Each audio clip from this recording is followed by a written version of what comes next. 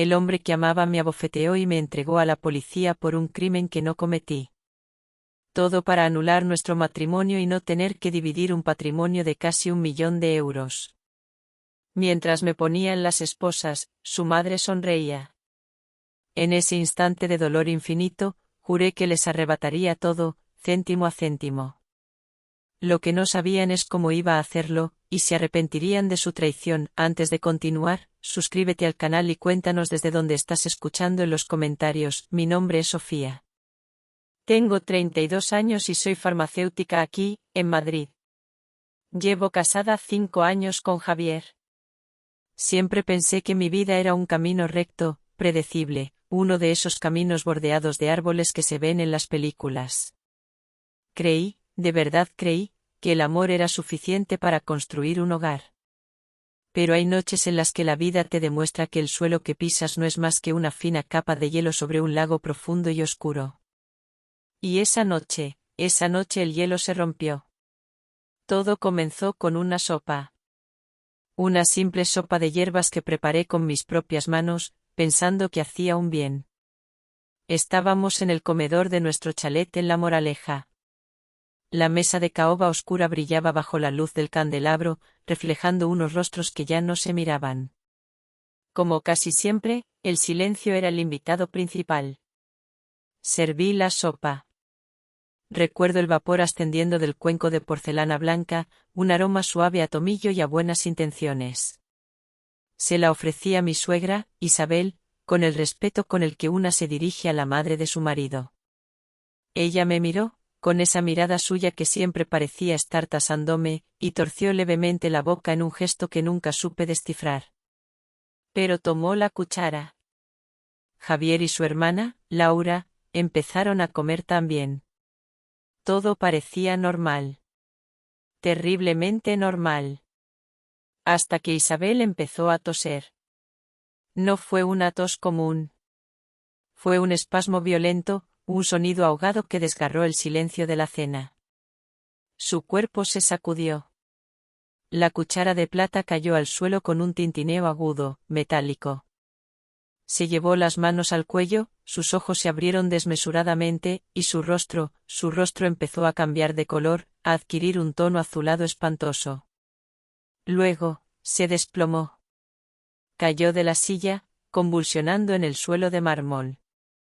De su boca empezó a salir una espuma blanca. El caos se desató en un segundo. Laura fue la primera en gritar. Un grito agudo, afilado y acusador. Dios mío, Sofía, ¿qué le has puesto en la sopa a mamá? Javier se arrodilló junto a su madre, pálido como el papel. Mamá, mamá, contéstame, gritaba, sacudiéndola. Luego, giró la cabeza hacia mí. Y en sus ojos, en los ojos del hombre que me había jurado amor eterno, no vi preocupación. Vi odio. Un odio puro, helado. ¿Has sido tú? Siseó, y cada sílaba era un latigazo. ¿Tú le has hecho algo a mi madre? No, yo no, es solo una sopa de hierbas, tartamudeé. El corazón me golpeaba las costillas como un pájaro atrapado en una jaula. Nadie me creyó. Una sopa normal no hace esto, rugió Javier. Y entonces, su mano se alzó y golpeó mi mejilla. Un golpe seco, brutal. El impacto me lanzó al suelo. Mi oído zumbaba. El sabor metálico de la sangre llenó mi boca. Y en medio de mi aturdimiento, escuché la voz de Laura, llena de un pánico extrañamente ensayado. Javier, llama a una ambulancia, y a la policía, llama a la policía, ella ha intentado envenenar a mamá. Y mi marido, mi amado Javier, sin un ápice de duda, sacó su teléfono móvil del bolsillo. Pero no marcó el 112, el número de emergencias. No. Marcó el 091. El número de la Policía Nacional. Me miró desde arriba. Sus ojos eran 2 balas. Y dijo al teléfono, con una claridad que me heló la sangre, ¿policía? Quiero denunciar un crimen. Mi mujer acaba de intentar asesinar a mi madre con veneno. Les doy la dirección. Yo me quedé allí, en el suelo frío, con la mejilla ardiendo, viendo a mi familia interpretar la escena final de una obra de teatro perfecta. Una obra en la que a mí me habían asignado, sin yo saberlo, el papel de la villana. Mientras Javier hablaba, vi algo que nunca olvidaré. Vi a mi suegra, que seguía en el suelo, entreabrir ligeramente los párpados. Solo fue un instante. Y me dirigió una mirada. Una mirada fugaz, casi imperceptible, llena de triunfo. En ese momento, lo entendí todo. Pocos minutos después, el sonido de las sirenas llenó la noche. 2 agentes uniformados entraron en la casa. Javier me señaló con el dedo, repitiendo su acusación con la voz rota por una pena que yo ya sabía que era falsa. Y sentí el frío del metal en mis muñecas. Unas esposas. Cuando me las pusieron, no lloré. Ni una sola lágrima. Solo levanté la vista y miré a Javier, directamente a los ojos. Miré a mi suegra, que ahora fingía estar completamente inconsciente. Miré a Laura, que sollozaba en un rincón, cubriéndose el rostro. Y supe, con una certeza absoluta que me recorrió cada fibra de mi ser, que esto no era el final. Este tablero de ajedrez acababa de ser colocado. Y yo no pensaba ser un simple peón. El coche de policía avanzaba en silencio por las calles dormidas de Madrid. Las luces azules se reflejaban, intermitentes y mudas, en el cristal de la ventanilla. Apoyé la cabeza contra el frío del vidrio y cerré los ojos. Y entonces, como una película antigua, empezaron a pasar los últimos 5 años de mi vida. Javier y yo nos conocimos en la universidad. Él estudiaba arquitectura, yo, farmacia. Éramos de mundos distintos. Javier era ambicioso, enérgico, el centro de cualquier conversación. Yo era tranquila, de pocas palabras, feliz entre mis libros de química y mis apuntes. Fuimos como 2 imanes con polos opuestos. Nos atrajimos con una fuerza que parecía imparable. Él solía decir que amaba mi calma. Que estar conmigo era como llegar a un puerto seguro después de navegar por las aguas revueltas de sus ambiciones. Y yo le creí. Creí que nuestro amor era un refugio. El día que me presentó a su familia, sentí por primera vez que ese refugio tenía muros muy altos. Vivían en un piso enorme en el barrio de Salamanca, en la calle Serrano. Todo era elegante, impecable, y frío. Los techos altos parecían alejar las voces, y los muebles antiguos guardaban un silencio solemne. Su madre, Isabel, me examinó como si yo fuera un objeto en una subasta. Una mujer de apariencia impecable, con un collar de perlas siempre perfecto y una mirada afilada como un bisturí. Yo era la hija de un funcionario y una maestra. Una familia normal. Para ella, yo era poco. Me sonrió, pero su sonrisa nunca llegó a sus ojos. Desde el primer día, para ella, yo fui simplemente la boticaria. Lo decía con un tono que pretendía ser cariñoso, pero que goteaba con descendencia. Como si mi profesión, mi pasión, fuera un oficio menor, el de una simple tendera. Su hermana, Laura, que entonces era una adolescente, simplemente me ignoraba. Yo era un mueble nuevo en la casa, uno que no le gustaba y que había decidido no mirar. A pesar de todo, nos casamos. La determinación de Javier en aquel entonces fue mi ancla. Te quiero a ti, Sofía, me dijo. Y eso es lo único que importa. Y por esas palabras, yo lo dejé todo. Poco después de la boda, recibí una oferta de trabajo increíble. Un puesto en el departamento de investigación de una de las farmacéuticas más grandes de Europa. Era mi sueño. Pero Javier me pidió que no la aceptara. Cariño, me dijo, con esa suavidad que sabía usar tan bien. Con lo que yo gano es más que suficiente. Tú solo encárgate de la familia. de hacer de esta casa un hogar. Y yo, enamorada y confiada, le hice caso. Renuncié a mi sueño para cuidar del suyo. Me convertí en la farmacéutica de la familia, aunque nadie me lo agradeciera. Usé mis conocimientos para cuidar de ellos. El padre de Javier, que en paz descanse, tenía el colesterol alto, y yo le diseñaba menús bajos en grasa, buscándole recetas que fueran sabrosas y saludables. Javier llegaba a casa agotado después de largas jornadas en la constructora familiar, y yo le preparaba infusiones relajantes, le daba masajes en los hombros. Incluso Laura, cuando sufría de acné juvenil, aceptaba a regañadientes las mascarillas naturales que yo misma le preparaba. Pero mi mayor esfuerzo siempre fue para Isabel. Sufría de insomnio crónico e hipertensión. Cada noche, sin falta, le llevaba a su dormitorio una taza de tila caliente. Busqué los mejores especialistas, leí decenas de artículos, intenté ayudarla. Pero para ella, todo lo que yo hacía era en vano. Si su tensión se estabilizaba, era gracias a las pastillas del médico. Si dormía un poco mejor, era porque ese día había estado más tranquila. Mi esfuerzo era invisible a sus ojos. Y entonces llegó la presión. La verdadera, la que lo envenenó todo. El heredero. Después de 5 años de matrimonio, yo no me quedaba embarazada. Para Isabel, eso era un fracaso imperdonable. La empresa familiar, una de las constructoras más importantes del país, necesitaba un sucesor. Javier era hijo único. Y su esposa era estéril.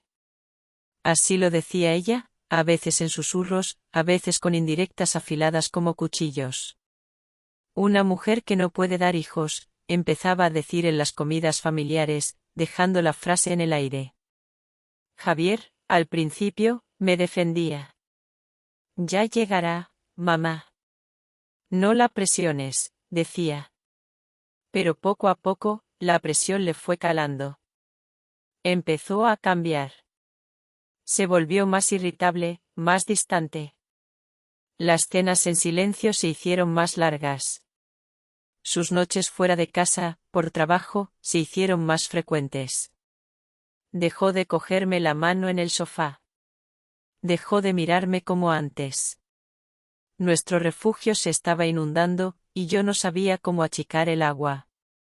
El coche de policía se detuvo frente a la comisaría, sacándome de mis recuerdos.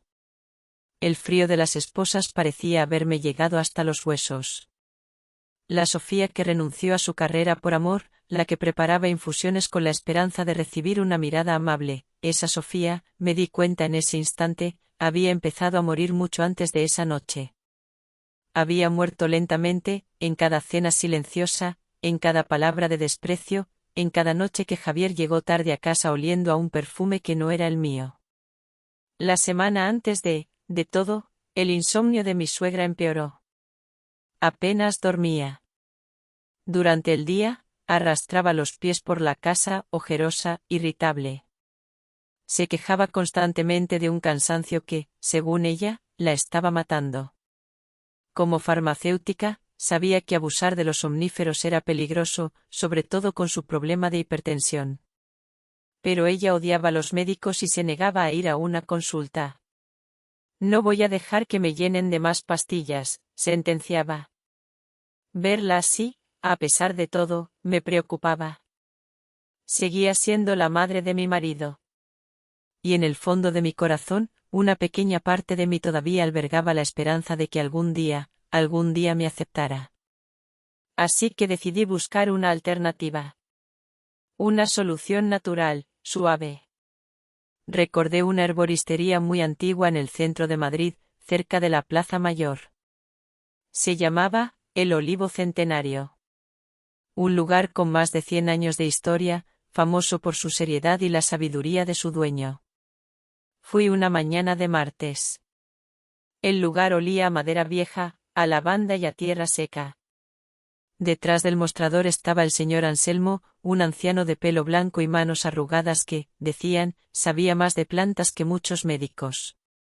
Esperé mi turno pacientemente. Cuando me tocó, le expliqué la situación de mi suegra con todo el detalle que pude. Su insomnio crónico, su hipertensión, su aversión a la medicina convencional. Le subrayé que necesitaba algo completamente seguro, una ayuda para relajarla, no un tratamiento de choque. Le mencioné incluso el nombre del medicamento que tomaba para la tensión, para evitar cualquier interacción peligrosa. El señor Anselmo me escuchó con atención, asintiendo lentamente. Entiendo, hija, entiendo, me dijo con una voz tranquila. Para un cuerpo cansado y una mente nerviosa, la naturaleza tiene remedios amables. Me preparó una mezcla de hierbas secas. Recuerdo que había valeriana, pasiflora, un poco de tila, cosas suaves. Esto es como una infusión concentrada, me explicó. Puedes preparárselo en un caldo suave, con un poco de pollo. El calor ayudará a liberar las propiedades. Es completamente inofensivo. Relajante, nada más. Y entonces, hice algo que en ese momento me pareció una simple precaución, pero que acabaría siéndolo todo. Después de 5 años en esa casa, había aprendido a protegerme. A documentarlo todo. Así que, con la excusa de que mi suegra es muy desconfiada y querrá saber exactamente qué toma, saqué mi móvil. Le pedí al señor Anselmo que me escribiera en un papel la composición exacta de la mezcla, y le puso el sello de la tienda. Le saqué una foto nítida. Luego, le pedí permiso para grabar un vídeo corto mientras me repetía las instrucciones. Claro que sí, mujer, dijo él, sonriendo. Y en mi teléfono quedó grabada su voz amable, explicando que aquellas hierbas eran seguras, que no podían causar ningún daño. Salí de la tienda sintiendo una punzada de esperanza. Pensé que aquel caldo, aquel pequeño gesto, podría ser un puente. Un primer paso para derribar los muros de hielo que me rodeaban en esa casa. Qué ingenua fui. Llegamos así al día de la cena. El día que todo se rompió. Preparé el caldo con un cuidado extremo. Cociné un pollo de corral a fuego lento durante horas, con verduras frescas. Al final, añadí la bolsita de tela con las hierbas del señor Anselmo, dejando que infusionara lentamente. El aroma que llenó la cocina era limpio, reconfortante. Cuando serví la sopa, se la ofrecí a Isabel con una pequeña sonrisa. Le he preparado un caldo reconstituyente, Isabel. Con unas hierbas que le ayudarán a descansar mejor. Ella me dedicó esa mirada suya, a medio camino entre la sospecha y el desdén. Cogió el cuenco, lo observó, y se limitó a decir, veremos. Comimos en ese silencio denso de siempre. El único sonido era el discreto chocar de los cubiertos contra la porcelana. Isabel tomó una cucharada. Luego otra. Javier y Laura comían sin decir nada. Todo parecía normal. Hasta que, de repente, Isabel se llevó la mano al pecho. Su rostro se contrajo. Empezó a toser, y entonces, el caos. Cuando acabé en el suelo, con la mejilla ardiendo por la bofetada de Javier y el frío de las esposas subiéndome por los brazos, mi mente no estaba en el dolor, ni en el miedo. Estaba en mi bolso. En el teléfono móvil que guardaba allí. En la foto del papel sellado y en el vídeo de la voz amable del señor Anselmo. Sentada en el suelo frío de mi propia casa, humillada, acusada, me di cuenta de que, sin saberlo, había estado preparándome para esa guerra durante mucho tiempo. Sentada en el suelo, con una mejilla ardiendo por la bofetada de mi marido, vi a mi familia representar una obra de teatro perfecta. ¿Podría yo demostrar mi inocencia? ¿Cuál era la verdadera conspiración detrás de esa sopa mortal? Si ustedes, que me escuchan, sienten la misma curiosidad que yo sentí en ese momento, les invito a suscribirse al canal y a compartir esta historia, para que juntos podamos seguir desvelando la verdad en el próximo capítulo de este relato que, les aseguro, apenas ha comenzado. La comisaría olía a papel viejo, a café requemado y a una ansiedad que parecía haberse impregnado en las paredes. Me llevaron a una sala pequeña, casi un cubículo. Una mesa de metal, 3 sillas de plástico y una luz blanca y fría que caía desde el techo. Frente a mí se sentó el inspector Morales. Era un hombre de unos 50 y tantos años, con un rostro lleno de arrugas, como un mapa de casos difíciles. Sus ojos, pequeños y agudos, me analizaron sin ninguna amabilidad. Buscaban una grieta, una señal de culpa. Empezó el interrogatorio. Su voz era monótona, casi aburrida. Nombre, edad, profesión. Preguntas de rutina. Yo respondí a todo con la voz más firme que pude encontrar. Mantuve la espalda recta, las manos sobre la mesa, la mirada fija en él. Sabía que en esa sala, cualquier gesto de miedo podía ser interpretado como una confesión. Señora Sofía, dijo finalmente, dejando el bolígrafo sobre el expediente. ¿Sabe por qué está aquí? Creo que sí, inspector, respondí, con calma. Mi marido y mi cuñada me acusan de haber intentado envenenar a mi suegra. El inspector enarcó una ceja ante mi franqueza. Ellos hablan de un hecho, no de una acusación. Ahora, por favor, explíqueme con sus palabras lo que ocurrió en esa cena. Respiré hondo. Y empecé a hablar. No como una sospechosa, sino como la farmacéutica que soy. Le expliqué la condición médica de mi suegra. Su insomnio, su hipertensión. Le hablé de mi visita a la herboristería, de mi conversación con el señor Anselmo, del cuidado que puse en la preparación del caldo. Expuse los hechos de forma ordenada, lógica, sin añadir ni una queja sobre mi vida familiar. No era el momento de llorar, era el momento de razonar. El inspector Morales escuchaba sin interrumpir, tomando notas en una libreta. De vez en cuando, levantaba la vista y me clavaba esos ojos suyos, como si intentara cazar una mentira al vuelo. Usted es farmacéutica, dijo, casi como una acusación.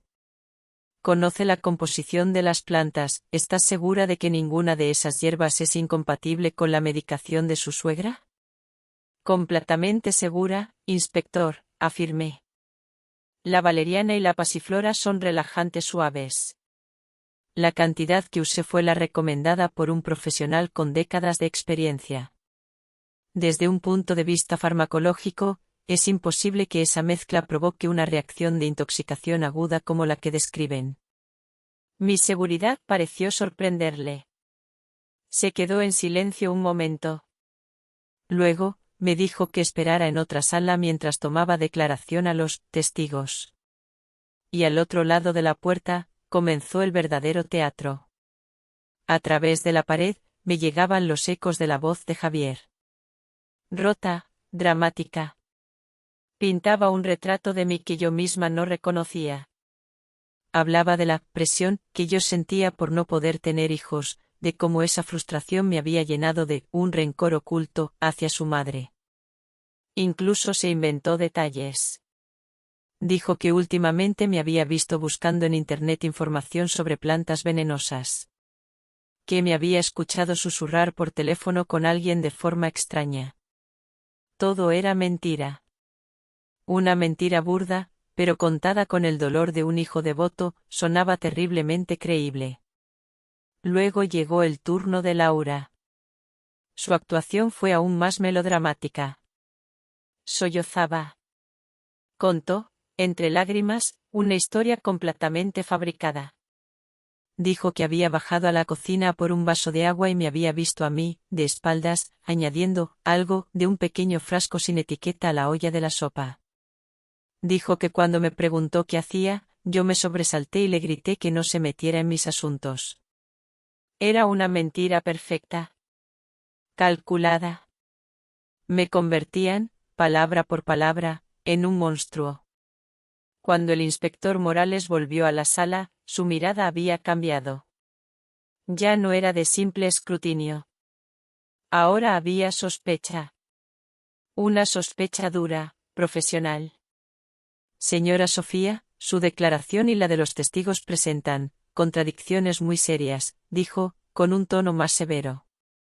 Su marido y su cuñada afirman haber visto comportamientos muy extraños en usted. ¿Cómo explica eso? Le miré directamente a los ojos. No tengo nada que explicar sobre mentiras, inspector. Solo puedo decir que lo que cuentan es absolutamente falso. Le entregué mi teléfono. No obstante, tengo algo que sí puedo demostrar. Le mostré la fotografía de la nota manuscrita del señor Anselmo, con el sello bien visible de El Olivo Centenario. Le mostré el vídeo. El inspector se lo puso en el oído y escuchó la voz amable del anciano explicando la total seguridad de aquellas hierbas. Vi cómo su rostro cambiaba sutilmente. La certeza de mi culpabilidad empezaba a tambalearse. La verdad solo es una, señor inspector, dije, con la voz tranquila. Y yo confío en la ciencia. Esperemos los resultados del laboratorio del hospital. Ellos dirán qué había exactamente en esa sopa. Mi calma, mi confianza en la lógica frente a su histeria, pareció desconcertarle. Se quedó mirándome, en silencio. La guerra de esa noche no se ganaría con lágrimas, sino con hechos. Y yo, por primera vez en mucho tiempo, sabía que tenía los hechos de mi parte. La espera se hizo eterna. Pasaron horas en aquella sala fría. Horas en las que mi mente, en lugar de derrumbarse, empezó a trabajar con una claridad casi febril. Repasaba cada detalle, cada mirada, cada palabra de esa noche.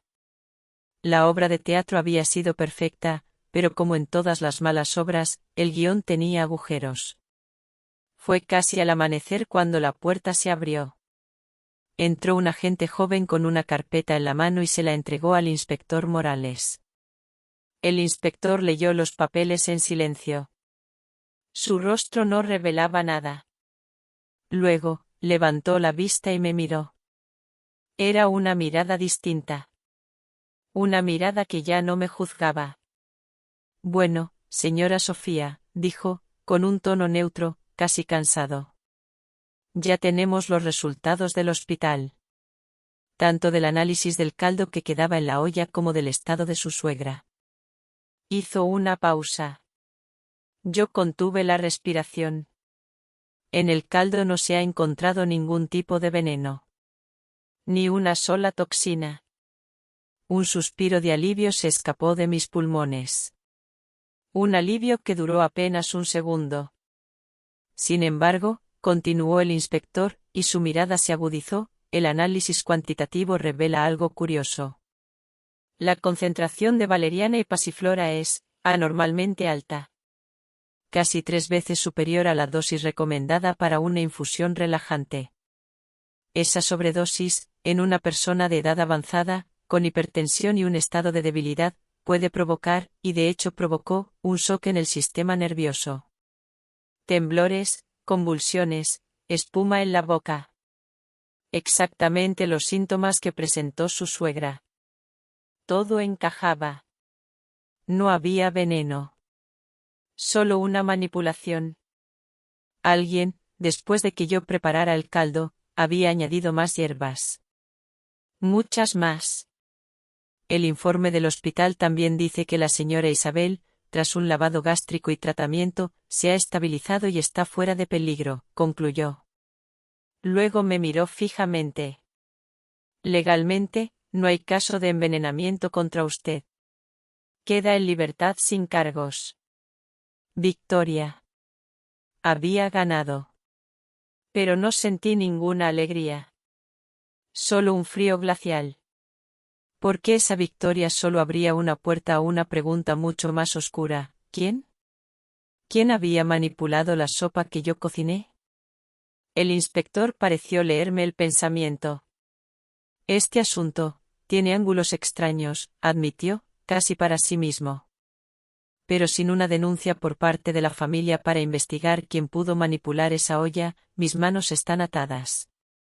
Para nosotros, el caso se cierra como un desafortunado accidente doméstico por error de cálculo en la dosis. Y yo supe, con total certeza, que ellos jamás pondrían esa denuncia. Cuando salí de la comisaría, el sol de la mañana me cegó por un instante. Javier estaba allí, esperándome junto a su coche. Al verme, corrió hacia mí. Su rostro mostraba una mezcla de alivio y arrepentimiento. Sofía, mi amor, empezó, intentando tomarme de las manos. Perdóname. Estaba fuera de mí, aterrorizado, vi a mi madre en el suelo y no pensé con claridad. Fui un imbécil. Su actuación era casi perfecta. Casi. Pero yo ya había visto lo que había detrás del telón. Aparté sus manos de mí, con un gesto suave pero firme. No me toques, Javier, dije, y mi voz sonó extraña, lejana, como si no fuera la mía. El viaje de vuelta a casa fue un tormento silencioso. Él intentaba hablar, disculparse. Yo miraba por la ventanilla, viendo pasar una ciudad que de repente me parecía extraña. La casa, al llegar, era una tumba. Isabel y Laura, que ya habían vuelto del hospital, se habían encerrado en sus habitaciones. Ni siquiera salieron a saludar. Esa noche, la cena fue un plato frío que nadie tocó. El silencio en la mesa ya no era incómodo. Era un abismo. Más tarde, en nuestro dormitorio, Javier volvió a intentarlo. Me abrazó por la espalda. Lo arreglaremos, Sofía. Te juro que lo arreglaremos. Olvidemos esta noche de pesadilla. Y al sentir sus brazos a mi alrededor, por primera vez en mi vida, sentí un rechazo físico. Una repulsión que me recorrió entera. Porque en ese momento lo supe. Supe que su miedo, su acusación, no habían sido un acto impulsivo. Habían sido una pieza más del plan. Él no era solo un espectador cobarde. Era uno de los actores. Esa noche, acostada junto a él, fingiendo dormir, tomé una decisión. No me iría. No todavía.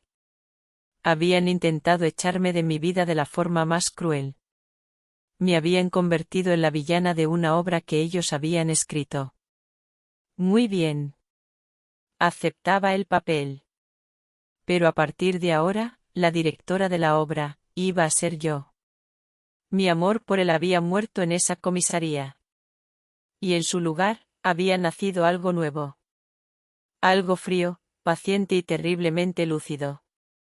Iba a quedarme en esa casa. Iba a sonreír, a perdonar, a ser la Sofía de siempre. Y mientras tanto, en silencio, iba a desmontar su teatro, pieza por pieza, mentira por mentira, hasta que el escenario se derrumbara sobre sus cabezas. En mi mente, la primera idea de un plan empezó a tomar forma.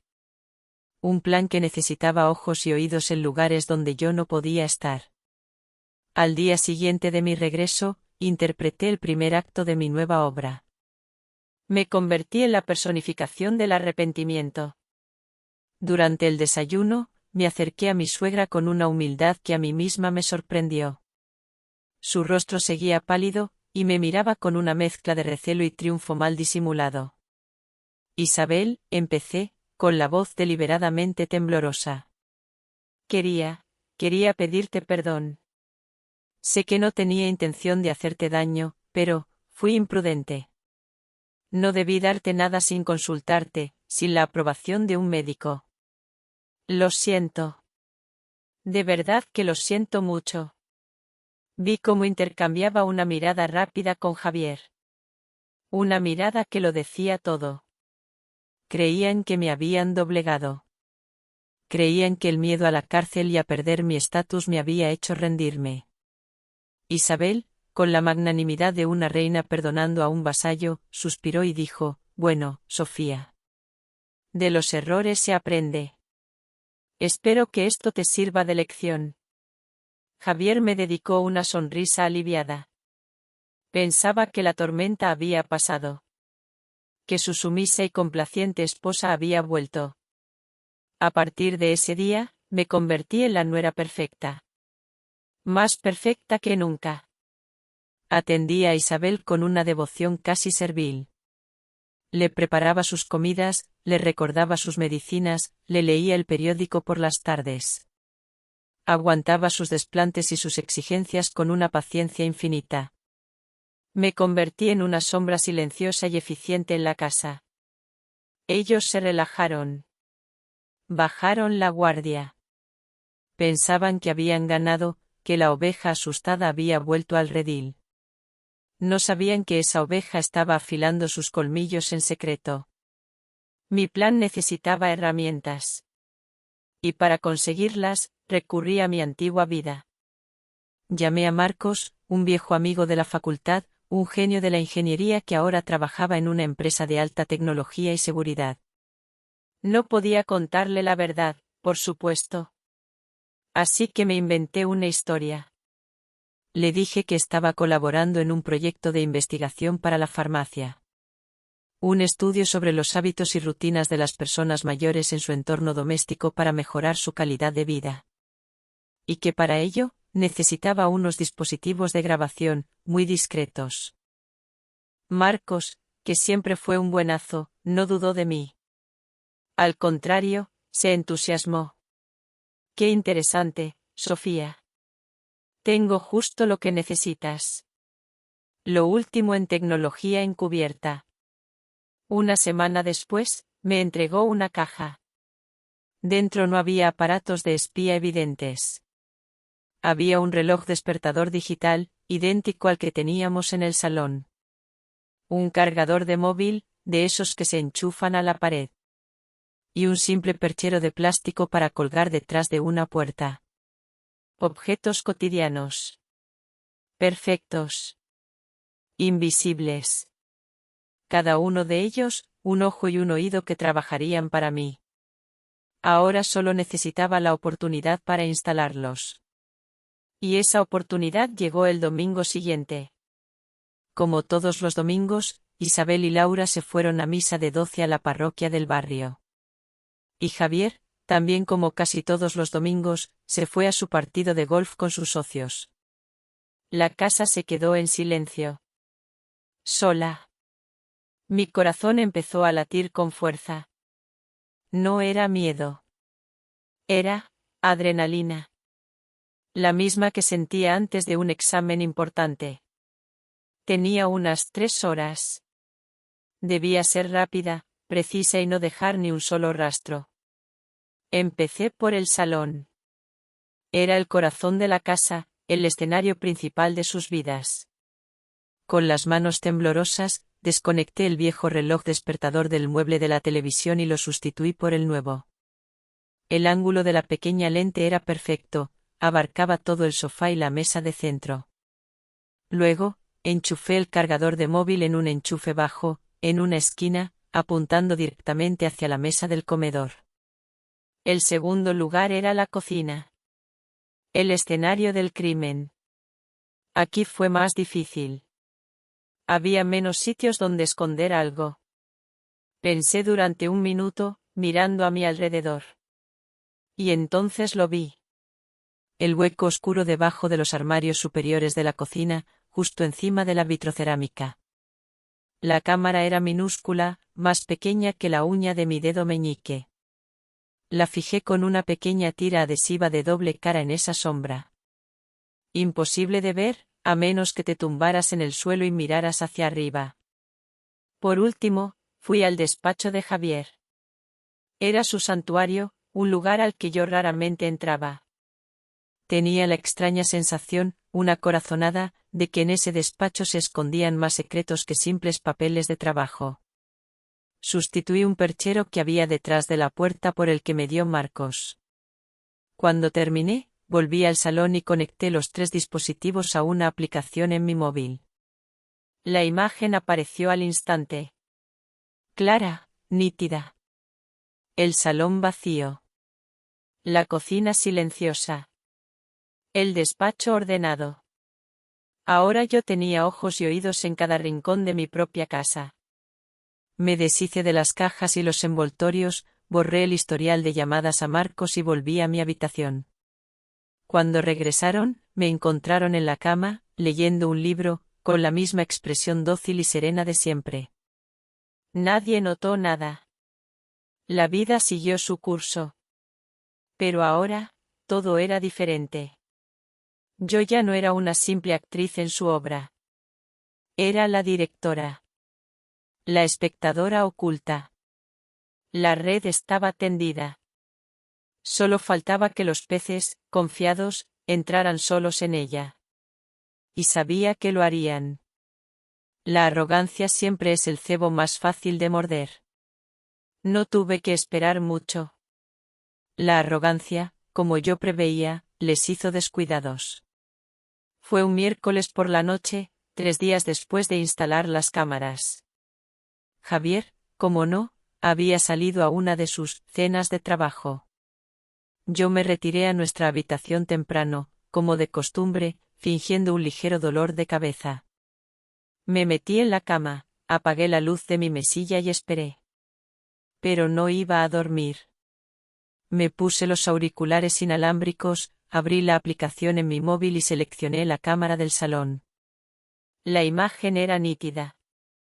El sofá de cuero, la mesa de centro con las revistas de decoración perfectamente alineadas, todo en silencio. Durante casi 1 hora, no pasó nada. Empezaba a pensar que esa noche no descubriría nada, cuando vi a Isabel y Laura entrar en el plano. Se sentaron en el sofá. Isabel se sirvió una copa de coñac, Laura un vaso de agua. Al principio, hablaron de cosas triviales. De una tienda nueva, de una amiga en común. Yo seguía escuchando, con el corazón en un puño. Y entonces, Laura suspiró y dijo la frase que lo cambió todo. Mamá, sigo sin estar tranquila. Lo de Sofía, ¿y si al final se descubre algo? Isabel dio un sorbo a su copa. Una pequeña sonrisa de suficiencia se dibujó en sus labios. ¿Descubrir el qué, hija? Está todo perfectamente atado. La policía lo ha cerrado como un accidente. Y ella, dijo, con desprecio, está tan asustada que come de nuestra mano. La tenemos justo donde queríamos. Pero fue muy arriesgado, insistió Laura. Casi te mueres de verdad. Tonterías. Era un riesgo calculado, respondió Isabel, con frialdad. El plan de añadir más hierbas a la sopa fue idea mía, sí, pero fue consensuado con Javier. Él estuvo de acuerdo en todo. Mi respiración se detuvo. Javier. Mi Javier. Él lo sabía. Él había estado de acuerdo. El objetivo, continuó mi suegra, bajando la voz como si compartiera el secreto más íntimo, era que pasara un par de años en la cárcel. Tiempo suficiente para que tu hermano se divorciara alegando la condena. Una salida limpia. Sin escándalos. Y así, poder traer por fin a Raquel a casa. Raquel. El nombre resonó en mi cabeza como un eco en un pozo vacío. Raquel. La hija de uno de los socios más importantes de Javier. Una chica de la que había oído hablar en alguna cena de empresa. Guapa, rica, ambiciosa. Mi mundo, que ya estaba agrietado, se partió en dos. Es que Javier ya no puede esperar más, Laura, siguió explicando Isabel, y su voz se llenó de una alegría cruel. Esa chica, Raquel, es lista. Y fértil. Está embarazada de 4 meses. Hizo una pausa, como para saborear las palabras antes de decirlas. Por fin tendremos un heredero, hija, un varón. El médico se lo ha confirmado. Tuve que llevarme las 2 manos a la boca para ahogar un grito. Un grito que me nacía desde lo más profundo del alma. Me senté en la cama, en la oscuridad de mi cuarto. El aire no me llegaba a los pulmones. Un hijo. Javier iba a tener un hijo. Con otra mujer. Y yo era solo un obstáculo. Un mueble viejo que había que sacar de la casa para hacer sitio a los nuevos. La acusación de envenenamiento no era solo una venganza. Era una estrategia. Una fría y calculada estrategia empresarial y familiar para deshacerse de mí. Las piezas del puzzle encajaron con una claridad brutal y dolorosa. Sus viajes de trabajo. Sus llegadas tarde. Su perfume extraño en la ropa. Su frialdad en nuestra cama. No era estrés. No era la presión por el heredero. Era otra vida. Una vida paralela de la que yo no tenía ni idea. Durante 5 años, yo había estado intentando regar una planta que ya estaba muerta. Y él, mientras tanto, estaba plantando un jardín nuevo en otra parte. Las lágrimas empezaron a caer por mis mejillas. Pero no eran lágrimas de tristeza. Eran lágrimas de rabia. De una rabia helada, silenciosa. Me quedé mirando la pantalla del móvil, viendo a esas dos mujeres hablar del futuro de mi marido, de su hijo, de su nueva familia, como si yo ya no existiera. Y en ese momento, todo el amor que aún quedaba en mi corazón por Javier se secó. Se convirtió en cenizas. Habían intentado destruirme. Me habían humillado, golpeado y acusado de un crimen atroz. Todo por un heredero. Por un negocio. Por mantener las apariencias. Querían que yo probara el infierno. Muy bien. Les iba a enseñar quién era el verdadero demonio en esa casa. El narrador hace una pausa, su voz, ahora cargada de una mezcla de dolor y determinación, se dirige directamente al oyente. Esta verdad fue más devastadora que la peor de las condenas. La obra que habían montado no era solo para echarme, era para reemplazarme. El engaño era total. Queridos amigos, si habéis llegado escuchando hasta aquí, os pido que comentéis con el número 1 aquí abajo, para que yo sepa que seguís conmigo en este viaje.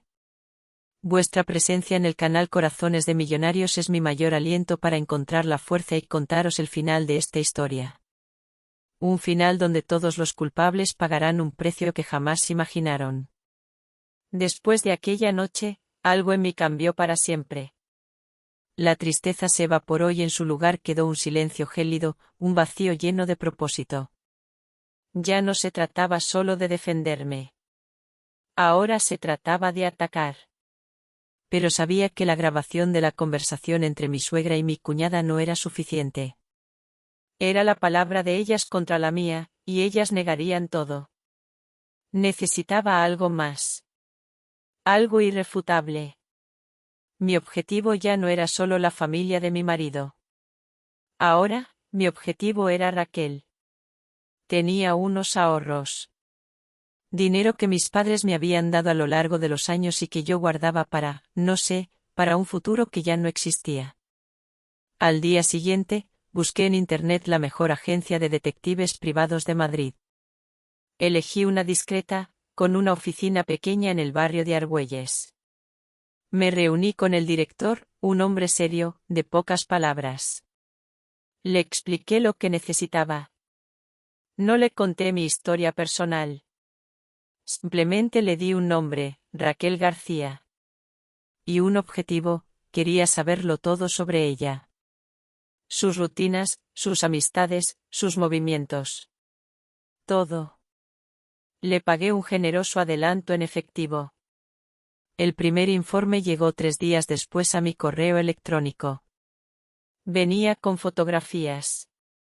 Eran fotos de Javier y Raquel. Salían de una clínica ginecológica privada, sonrientes. Él le tocaba la barriga. Entraban en tiendas de ropa de bebé de lujo en la calle Claudio Coello. Comían en restaurantes caros, riendo. Miré las fotos y no sentí celos. No sentí nada. Solo una extraña distancia, como si estuviera viendo la vida de otras personas. Pero había algo en la actitud de Raquel, una especie de inquietud en su sonrisa, que me llamó la atención. Llamé al detective. Quiero que se centre en ella cuando no está con mi marido, le dije. Olvídense de él. El objetivo es solo ella. Sus otras relaciones. El detective pareció entender. ¿Quieres saber si hay alguien más, no es así? Exacto, respondí. La espera, esta vez, fue más larga. Una semana. Una semana en la que yo seguí interpretando mi papel de esposa dócil y arrepentida. Una semana en la que cada noche, al acostarme junto a Javier, sentía como si durmiera con un extraño, con un enemigo. Y entonces, llegó el segundo informe. Este era diferente. Las fotos ya no eran de Javier. Eran de Raquel con otro hombre. Un hombre más joven, alto, musculoso. Se encontraban en lugares discretos, un parque a las afueras, un pequeño café en Lavapiés, lejos de las zonas ricas que ella frecuentaba con Javier. Las fotos los mostraban en una actitud de gran intimidad. Cogidos de la mano, besándose a escondidas en un portal. El informe identificaba al hombre, Sergio Rojas, un conocido entrenador personal en un gimnasio de lujo. Mi corazón dio un vuelco. Pero esta vez, no fue de dolor. Fue de intuición. La intuición de una farmacéutica que sabe que un diagnóstico puede cambiar con un nuevo síntoma. Volví a llamar al detective. Necesito algo más, le dije. Necesito una prueba de su relación. Una conversación. Lo que sea. Le pagaré el doble. 2 días después, tenía en mi poder el arma definitiva. El detective, un verdadero profesional, había conseguido colocar un micrófono diminuto en la mesa del café donde Raquel y Sergio solían verse. Me envió un archivo de audio. Me encerré en el baño para escucharlo. Me puse los auriculares. Y lo que oí, superó cualquier cosa que hubiera podido imaginar. Era una discusión. La voz de Sergio sonaba enfadada. ¿Me vas a decir de una vez de quién es?, decía él. ¿Es mío o de ese viejo? La voz de Raquel sonó nerviosa, sibilante. Calla, idiota, que nos van a oír, claro que es tuyo, tonto. Pero tengo que decir que es del viejo ese para asegurar nuestro futuro, ¿no lo entiendes? Hubo un silencio. Él es rico, ingenuo y está desesperado por un hijo, continuó Raquel. Su voz era un veneno dulce. Es el plan perfecto. Tú solo ten paciencia. Espera a que me case, a que nazca el niño y tenga el control. Y entonces, mi amor, entonces serás el rey. Tendremos todo lo que siempre hemos querido. Me quité los auriculares. El silencio del baño era absoluto. Me miré al espejo. Y por primera vez en mucho tiempo, sonreí. No era una sonrisa feliz. Era una sonrisa fría, afilada. La verdad era, poética en su crueldad. Mi brillante marido, el exitoso arquitecto, no solo estaba siendo engañado por su amante. Iba a criar, con todo su amor y orgullo, al hijo de otro hombre. Y mi suegra, la gran matriarca Isabel, la que tanto se preocupaba por la pureza de su linaje y la sangre de su heredero, iba a recibir con los brazos abiertos a un nieto que no tenía ni una sola gota de su sangre. Habían construido todo su plan, toda su traición, sobre la base de una mentira aún más grande que la suya propia. Habían cambiado un diamante verdadero, aunque no les gustara, por un trozo de cristal brillante y falso. La ironía era tan cruel, tan perfecta, que casi me hizo reír a carcajadas. Guardé el archivo de audio en un lugar seguro, junto con el vídeo de la confesión de mi suegra. Ahora tenía todas las cartas en mi mano. Y sabía exactamente cómo y cuándo las iba a jugar. No sería pronto. No. Iba a dejar que disfrutaran de su felicidad falsa un poco más. Iba a dejar que construyeran su castillo de naipes un poco más alto. Dejé pasar 2 semanas. 2 semanas en las que observé cómo florecía su felicidad fraudulenta. Javier pasaba cada vez más tiempo fuera. Isabel tarareaba por la casa, comprando revistas de decoración para el cuarto del bebé. Se sentían seguros. Victoriosos. Y yo, mientras tanto, preparaba mi escenario. Elegí un sábado por la noche. Durante el desayuno, con mi mejor voz de esposa abnegada, hice mi propuesta. Familia, dije, con una sonrisa suave. He estado pensando. Desde el incidente, el ambiente en casa ha estado muy tenso. Y me gustaría que volviéramos a ser la familia de antes. ¿Qué os parece si organizamos una cena especial este fin de semana? Para celebrar la reconciliación. Podemos ir a un buen restaurante. Isabel me miró, sorprendida y complacida. Era la prueba final de mi sumisión. Me parece una idea excelente, Sofía, dijo, con tono condescendiente. Ya era hora de pasar página. Javier asintió, encantado. Y entonces, yo lancé mi segundo anzuelo. Javier, cariño, dije, con la mayor naturalidad que pude fingir. He oído que últimamente trabajas mucho con Raquel, la hija del socio de tu padre. Parece una chica encantadora, ¿por qué no la invitas a la cena? Así la conozco. Como una amiga más de la familia. Javier se quedó paralizado un segundo. Me miró, buscando algún doble sentido en mi mirada. Pero solo encontró la inocencia que yo había perfeccionado durante semanas. Al final, sonrió. Claro, mi vida. Qué buena idea. Eres tan comprensiva. Pobre, iluso. No era comprensión. Era una citación judicial. Reservé un salón privado en uno de los restaurantes más elegantes de Madrid. Un lugar con paredes de madera oscura, luz tenue y un ambiente de exclusividad. Me aseguré de que el salón tuviera una gran pantalla de proyección, con la excusa de que quería mostrar unas fotos familiares para recordar los buenos tiempos. Llegó la noche señalada. Ellos llegaron juntos, como una familia feliz y unida. Isabel y Laura, vestidas de alta costura. Javier, con su traje impecable, haciendo el papel de marido atento. Y entonces, entró ella. Raquel. Llevaba un vestido caro que marcaba su incipiente embarazo. Era guapa, sí, pero su belleza tenía algo duro, calculador. Me sonrió, una sonrisa que mezclaba la condescendencia con la lástima de la vencedora. Hola, Sofía, dijo, con una voz almibarada. Javier me ha hablado mucho de ti. Y él a mí de ti, Raquel, respondí, devolviéndole la sonrisa más dulce que pude encontrar. Siéntate, por favor. Estás en tu casa. La cena fue una obra maestra de la hipocresía. Isabel trataba a Raquel con un cariño empalagoso, sirviéndole los mejores bocados, preguntándole constantemente si se encontraba bien. Tienes que cuidarte mucho, querida. Por ti y por el futuro. Raquel interpretaba a la perfección su papel de nuera ideal. Y Javier, sentado entre las dos, intentaba repartir su atención, como un malabarista torpe. Yo comí poco. Bebí agua. Esperé. Cuando los postres ya estaban servidos, me puse en pie.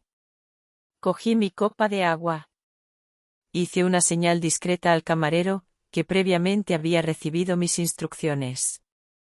Las luces del salón bajaron de intensidad, y la gran pantalla de la pared cobró vida. Familia, empecé, y mi voz sonó clara y firme en el silencio que se había creado. Gracias por estar aquí. Para celebrar esta noche tan especial, he preparado un pequeño regalo. Un vídeo con algunos de nuestros mejores recuerdos. Vi sonrisas de suficiencia en sus rostros. Pensaban que era mi último intento de halagarlos. El vídeo empezó con imágenes amables. Fotos de nuestra boda, de algún viaje. Música suave de fondo. Ellos asentían, complacidos. Y de repente, la imagen cambió. La pantalla mostraba ahora el salón de nuestra casa, grabado desde el ángulo del reloj despertador. En el sofá, estaban Isabel y Laura, con la misma ropa que llevaban la noche de su confesión. El plan de añadir más hierbas a la sopa fue idea mía, consensuado con Javier. El objetivo era que pasara un par de años en la cárcel. La voz de Isabel, clara y nítida, llenó el salón. El silencio se volvió espeso, irrespirable. Javier se quedó rígido como una estatua de sal, su rostro se volvió blanco como la cera. Raquel se giró para mirarle, con los ojos abiertos por la incredulidad. En la pantalla, mi suegra continuó su relato. Así, poder traer por fin a Raquel a casa. Raquel está embarazada de 4 meses, por fin tendremos un heredero, un varón. Cuando el vídeo terminó, la pantalla se quedó en negro. Nadie se movía. Nadie hablaba. Isabel temblaba, con la boca abierta, sin poder emitir un sonido. Laura había escondido el rostro entre las manos y sollozaba. Me tomé un sorbo de agua. Ese era mi primer regalo, dije, con una calma aterradora. Y ahora, el segundo. Este es un regalo especial para ti, Isabel. Y para ti, Raquel. Para celebrar la llegada de ese heredero tan esperado. Hice otra señal. Esta vez, de los altavoces no salió una imagen, sino solo sonido. El archivo de audio. ¿Me vas a decir de una vez de quién es? ¿Es mío o de ese viejo? La voz enfadada de Sergio llenó la sala. Raquel dio un respingo, como si le hubieran aplicado una descarga eléctrica. Claro que es tuyo, tonto. Pero tengo que decir que es del viejo ese para asegurar nuestro futuro. Él es rico, ingenuo y está desesperado por un hijo. Al escuchar su propia voz, traicionándose, Raquel soltó un grito ahogado. Se puso en pie de un salto, con el rostro descompuesto por el pánico. No, eso es mentira, es un montaje, gritó, señalándome. ¿Es ella? Pero ya era tarde. Nadie la miraba a ella con compasión. Todas las miradas, llenas de asco y desprecio, estaban clavadas en ella. Isabel fue la que reaccionó. Su sueño, su orgullo, su linaje, todo se había derrumbado en un instante. Se levantó, temblando de rabia, y señaló a Raquel con un dedo acusador. Zorra. Mentirosa, has osado engañarme, engañarnos a todos. Javier, por su parte, se quedó inmóvil. Su rostro era una máscara de humillación. Engañado por su madre. Engañado por su amante. Convertido en el hazmerreír, en el tonto más grande del mundo. Raquel, abrumada por la vergüenza y el desprecio, se cubrió el rostro y salió corriendo del salón, empujando a los camareros a su paso. El gran plan, la gran familia, todo se había convertido en cenizas. Me puse en pie. Los miré a los tres, hundidos en su miseria. Levántate, Javier, dije, con una voz que no reconocía como mía. Fría. Definitiva. Tu espectáculo ha terminado. No volví a casa esa noche. Después de dejarles hundidos en las ruinas de su propio teatro, cogí un taxi sin rumbo fijo y le pedí que me llevara al centro. Acabé en un pequeño hotel cerca de la Gran Vía. Desde la ventana de mi habitación, vi cómo la ciudad se iba apagando lentamente y cómo, horas después, volvía a despertar con las primeras luces del alba. Yo no dormí. Simplemente, observé. Y por primera vez en 5 años, sentí que respiraba mi propio aire. A la mañana siguiente, me dediqué a preparar el acto final.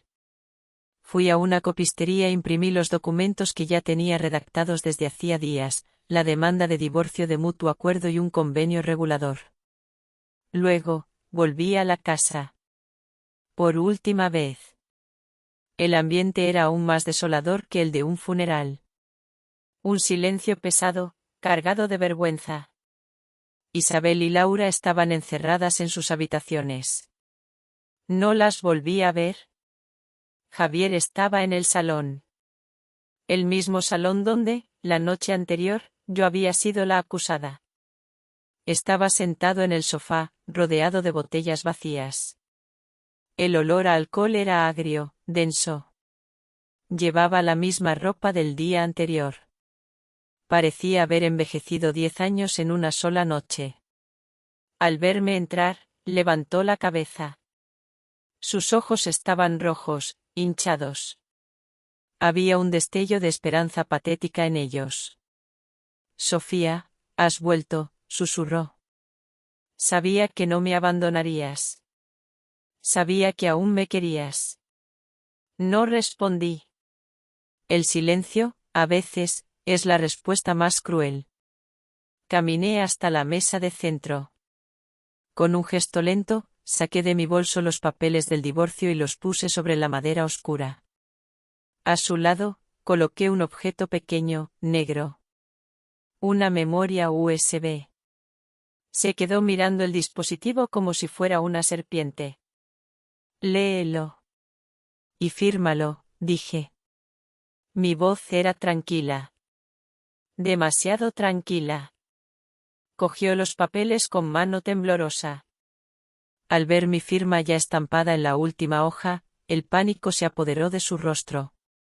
Se levantó torpemente y se arrodilló ante mí, igual que en el restaurante. «No, Sofía, por favor, no hagas esto. Te lo suplico», gimoteó, intentando agarrarse a mis piernas. «Sé que he sido un monstruo, un cobarde, un imbécil. Dame una última oportunidad. Echaré a mi madre y a mi hermana de casa. No volveré a ver a esa mujer. Haré lo que tú quieras. Empezaremos de cero, solo tú y yo, por favor». Sus súplicas eran desesperadas. Quizás, incluso, sinceras en ese momento. Pero llegaban demasiado tarde. El jarrón roto, por mucho que intentes pegar los trozos, nunca vuelve a ser el mismo. Lo miré, arrodillado ante mí, y por primera vez, sentí lástima. «Javier», dije, y mi voz sonó suave, casi didáctica. «El problema no es tu madre. No es tu hermana. Ni siquiera es Raquel. El problema eres tú. Tu falta de valentía. Tu incapacidad para ser un hombre y proteger a tu propia familia, la que tú elegiste. Nuestro matrimonio no se rompió anoche. Se rompió hace mucho tiempo. Murió cada vez que dejaste que tu madre me humillara. Murió cada vez que te acostaste con otra mujer. Y fue enterrado para siempre en el instante en que me abofeteaste y llamaste a la policía». Señalé la memoria USB. «Ahí dentro», expliqué, «está todo. El vídeo. El audio. Las fotos. Con esto, puedo destruir el nombre de tu familia para siempre. Tu madre y tu hermana se enfrentarían a un delito de denuncia falsa y calumnias. Y tú, tu carrera se acabaría. Ningún socio querría trabajar con un hombre al que su propia amante ha engañado de una forma tan humillante». Su rostro se volvió del color de la ceniza. Sabía que no bromeaba. «¿Qué quieres?», balbuceó. «Dos cosas», dije, con una claridad meridiana. «Primero, tu firma en esos papeles. Nos divorciamos. Hoy. Segundo, una compensación. El chalet es un bien ganancial. No lo quiero. Pero quiero su valor. Me transferirás 400.000 euros. No como un reparto de bienes, sino como una indemnización. Por los 5 años de mi vida que he perdido aquí. Por el daño moral. Por la humillación. Es el precio de tu traición». Hice una pausa, y añadí, «Si aceptas, esta memoria USB se perderá para siempre. Nos diremos adiós sin más ruido. Si no, mañana todo esto estará sobre la mesa de mi abogado. Y quizás, en la redacción de algún periódico. Tú eliges». Se quedó derrumbado, con la cabeza entre las manos. Lloraba en silencio. Sabía que había perdido. Había perdido de forma absoluta. Minutos después, sin mirarme a la cara, cogió un bolígrafo y firmó cada una de las hojas. Su firma era un garabato tembloroso, el reflejo de un hombre roto. Cuando terminó, subí a nuestra habitación. Cogí la maleta que ya había preparado. Dentro, solo mi ropa y mis objetos personales. No me llevé nada que él me hubiera comprado. Quería irme de allí igual que llegué, sin nada material que me atara a ellos. Pasé a su lado sin decir una palabra. Cuando llegué a la puerta de entrada, oí su voz a mi espalda, ahogada por la desesperación. Sofía, ¿de verdad no podemos volver a empezar? Me detuve, pero no me giré. Javier, dije, con la mano en el pomo de la puerta. La Sofía que te amaba murió el día que me abofeteaste y llamaste a la policía. Estás hablando con una extraña. Y abrí la puerta. La luz del sol de Madrid me inundó. Era cálida, brillante. Respiré hondo, llenando mis pulmones de aire limpio. Y por primera vez en mucho tiempo, me sentí libre. La guerra había terminado. Y yo había sobrevivido. No salí de allí con odio, sino con una inmensa paz. La paz de saber que, a veces, la única forma de ganar es tener el valor de abandonar la partida y empezar un nuevo juego. Uno en el que, esta vez, las reglas las pones tú. Y aquí, queridos amigos, termina la historia de Sofía. Un viaje desde la sumisión silenciosa hasta una liberación forjada con inteligencia y valor. Ahora me pregunto, y les pregunto a ustedes, ¿qué opinan de la decisión final de Sofía? ¿Habrían hecho algo diferente en su lugar? Por favor, compartan sus reflexiones en los comentarios. Les aseguro que leo cada una de sus palabras y valoro enormemente su perspectiva. Si esta historia les ha hecho pensar, si les ha removido algo por dentro, no olviden dejar un me gusta, compartirla con esa persona que creen que también se emocionará, y por supuesto, suscribirse al canal Corazones de Millonarios para no perderse los secretos que aún nos quedan por desvelar. Nos encontramos en la próxima historia. Y quién sabe, la próxima vez, el protagonista, podría ser tú.